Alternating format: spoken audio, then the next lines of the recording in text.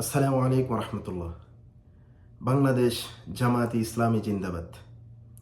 সম্মানিত বন্ধুগণ, আপনারা জানেন গত কয়েকদিন ধরে প্রাণের সংগঠন মজলুম সংগঠন বাংলাদেশ জামায়াতে ইসলামীকে নিয়ে ইলিয়াস হোসেন ভাই কিছু মিথ্যাচার করেছেন।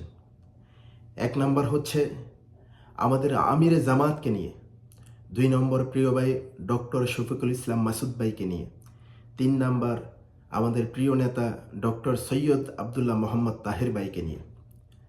তিনি মিথ্যাচার করেছেন আমাদের তাহের ভাই নাকি ভারতের সাথে তিনার সম্পর্ক রয়েছে।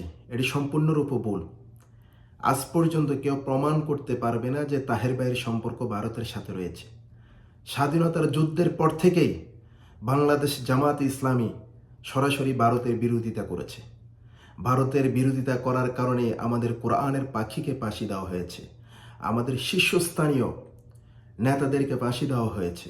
সম্মানিত বন্ধুগণ, তিনি আমাদের কলিজার টুকরা আমিরে জামাতকে নিয়ে কটাক্ষ করেছেন, তিনাকে আপনার ছোট করে কথা বলেছেন এবং কটাক্ষ করেছেন, আমাদের সংগঠনকে নিয়ে গালিগালাজ করেছেন এবং কি আমাদের মাসুদ ভাইকে নিয়েও তিনি গালিগালাজ করেছেন। সম্মানিত বন্ধুগণ, আপনি যদি সত্য চান, আপনি যদি চান যে সত্য বাস্তবায়ন হোক, তাহলে আপনি কাউকে গালিগালাজ করতে পারেন না। তিনি সাংবাদিক, তিনার কাজ হচ্ছে মানুষের ভুল ত্রুটি বা রাষ্ট্রের ব্যাপার নিয়ে তুলে ধরা। সম্মানিত বন্ধুগণ, আপনি আমিরে জামাতকে কটাক্ষ করে কথা বলেছেন, এটি আপনার কাছে আমরা আশা করি না। স্বাধীনতার যুদ্ধের পর থেকেই সরাসরি বাংলাদেশ জামাত ইসলামী ভারতের বিরোধিতা করেছে। এমন একটি দল নাই যে বাংলাদেশে যে সরাসরি ভারতের বিরোধিতা করেছে। একমাত্র দল, সেটা হচ্ছে বাংলাদেশ জামাত ইসলামী। আপনি যেভাবে ভারতকে ঘৃণা করেন, বাংলাদেশ জামাত ইসলামী সহ বাংলাদেশের লক্ষ কোটি তৌহিদি জনতারাও ভারতকে ঘৃণা করে। কিন্তু আপনি আমাদের আমিরে জামাত ডক্টর শফিকুল ইসলাম মাসুদ ভাইকে গালি দিবেন, তাহের ভাইকে নিয়ে আপনি কটাক্ষ করবেন, গালি দিবেন, এটা আমাদের হৃদয়ে লাগে। আমরা আপনাকেও ভালোবাসি, আপনি আমাদের দিনই ভাই। আপনি জানেন বিগত 17 বছরে সবচেয়ে বেশি জুলুম করা হয়েছে বাংলাদেশ জামাত ইসলামীকে। বাংলাদেশ জামাত ইসলামী ভারতের বিরোধিতা করার কারণেই সবচেয়ে বেশি তাদের নেতাকর্মীদেরকে হারিয়েছে।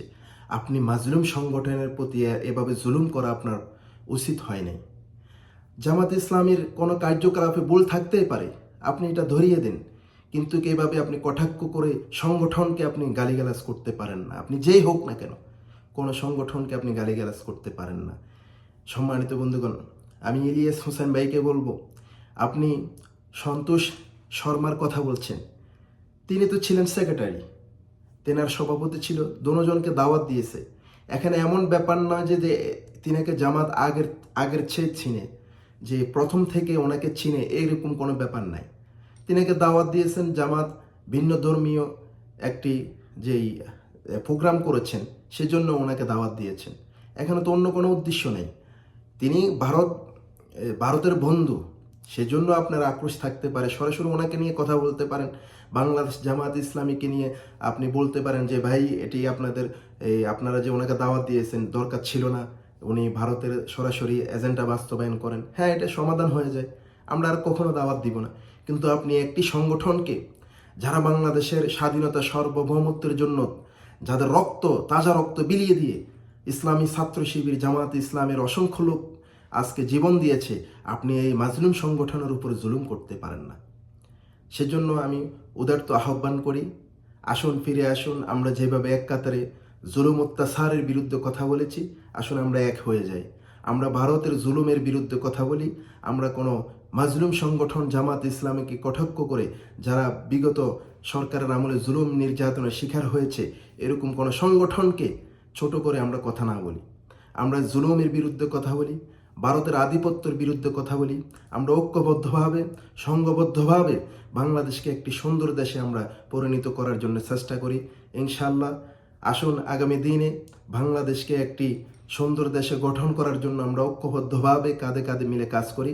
আল্লাহ তাআলা আমাদের সকলকে কবুল করুক, ইলিয়াস হোসেন ভাইকে কবুল করুক। প্রিয় ভাইকে আমরা সমালোচনা করলে বাংলাদেশ জামাত ইসলামী কখনো সমালোচনার জবাব দেয় না। কেন এটা সমালোচনা